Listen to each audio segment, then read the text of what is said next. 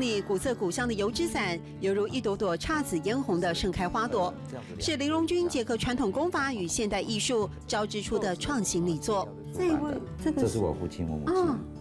那么这个背景就是外头，这个是一个上桐油的动作。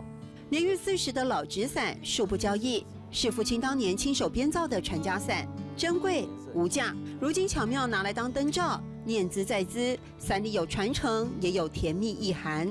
当成年礼，父母亲会送给孩子伞，就是你已经伞上面那个大人，你要负担里面的那么多人的这样子的背负这样子的责任，就是你已经可以成家，对不对？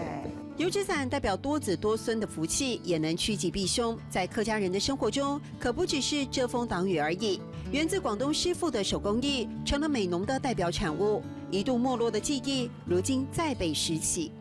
其实这真的，如果大雨打下来，绝对没问题，没问题。雨越大越棒，感觉会很好。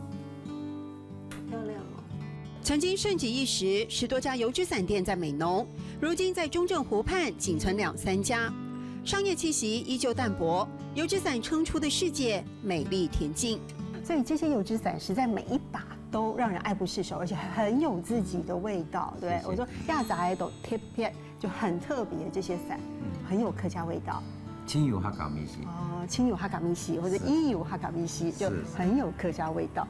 花草、山水、书法的伞面各自缤纷，阳光照射下，油纸伞散发独特的桐油香，更散发客家独特的文化气息。亚杂爱懂贴片，伊油哈嘎米西。亚杂爱懂贴片，伊油哈嘎米西。